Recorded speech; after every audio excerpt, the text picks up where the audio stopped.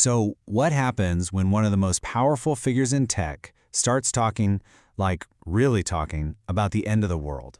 We're about to dig into some pretty wild statements from Peter Thiel and what they might just reveal about a business plan that actually thrives on conflict. Yeah, you heard that right. It's a headline that'll make you do a double take. For the last couple of years, tech billionaire Peter Thiel has been traveling the world, speaking on podcasts and at conferences, and warning people that the Antichrist is a real threat to the global order. I mean, coming from a central figure in Silicon Valley, that's a pretty startling claim. And that just makes you wonder, right? What's really going on here? Is this all just some abstract religious theory, or could it be something else? Like a framework for a very specific and maybe, just maybe, a very profitable vision for the future. Okay, so to really get what's happening, we need to unpack the ideology behind all this. It's a concept some analysts have started calling apocalyptic geopolitics. So what is that exactly? Well, here's the crucial point. Apocalyptic geopolitics takes the messy, complicated world of international relations, with all the negotiations and shades of gray, and it just flattens it into this simple black and white battle. It's good versus evil, salvation versus damnation. And in a fight like that, any action against the so-called enemy suddenly becomes justified.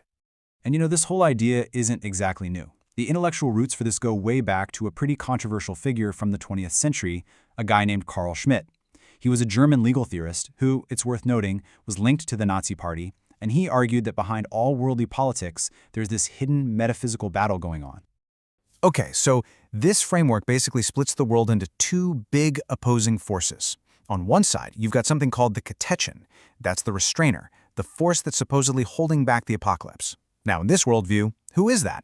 Well, it's Silicon Valley, with its redemptive capital and technology, all backed up by the power of the USA. And on the other side, you have the Antichrist. But here's the twist. It's not a person. It's an idea. It represents things like global bureaucracy, regulation, taxes, basically the very institutions of modern government. And this is where it gets really interesting, because here's the central paradox. In one of his lectures, Thiel himself said this, and I'm quoting here, "The United States is ground zero of the one world state and ground zero of the resistance to the one world state." Think about that for a second. It's both the problem and the solution, all at once. And understanding that contradiction is absolutely crucial to grasping this entire worldview. All right, so we've got this really abstract, kind of philosophical framework. But how in the world does that connect to a multi-billion-dollar business empire and massive government contracts?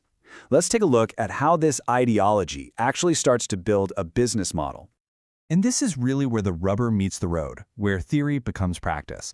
And it happens primarily through Thiel's massive data analytics company, Palantir. So for anyone who's not familiar, Palantir is a huge data analytics firm. They build incredibly powerful software tools for government and military agencies all over the globe. We're talking stuff like predictive policing, facial recognition, and, really importantly for this story, systems for military targeting. Now, to see this ideology in action, just look at Thiel's view on Britain's National Health Service, the NHS. He's called this huge, state-run institution a natural target for privatization and said it needs to be subjected to market mechanisms. Now, remember that statement, because what happened next is, well, it's pretty revealing. Because in 2023, Palantir was awarded a massive contract worth £330 million to manage all of the NHS's data. That's the single largest data contract in the organization's entire history. So you see this philosophy that's against state-run institutions, and it lines up perfectly with a gigantic business opportunity to get embedded right inside one. But Palantir's influence goes way beyond healthcare. Let's shift gears and look at how its technology is actually being used on the ground in real-world conflicts. The company recently locked in what they call a strategic partnership with the British military. And the price tag on that? A staggering £1.5 billion. And the goal of this partnership is crystal clear. According to the UK's Ministry of Defence, the whole point is to use AI to speed up decision-making, military planning, and targeting, all in order to, and this is a direct quote, transform lethality on the battlefield. And we can see what this looks like in practice. Reports, including one from a UN Special Rapporteur, have detailed how Palantir's AI systems, with names like Lavender and Gospel, have been used by the Israeli military to generate targets for aerial bombings in Gaza. And here in the US, its Immigration OS platform is used by ICE to help identify immigrants for arrest and deportation. The technology born from this worldview is already shaping lives in conflicts around the globe. So when you start putting all these pieces together, the philosophy, the business, the technology, a pretty clear picture starts to emerge, doesn't it? What it looks like, ultimately, is that this apocalyptic language serves a very strategic purpose. It's a way to reframe corporate and political goals. It turns everyday matters of policy and profit into something bigger, something like a sacred, divine mission, a holy war against evil. So let's just recap the big takeaway here. This kind of worldview works to undermine international laws and institutions. It paints the immense wealth of tech elites as some kind of necessary shield against global chaos.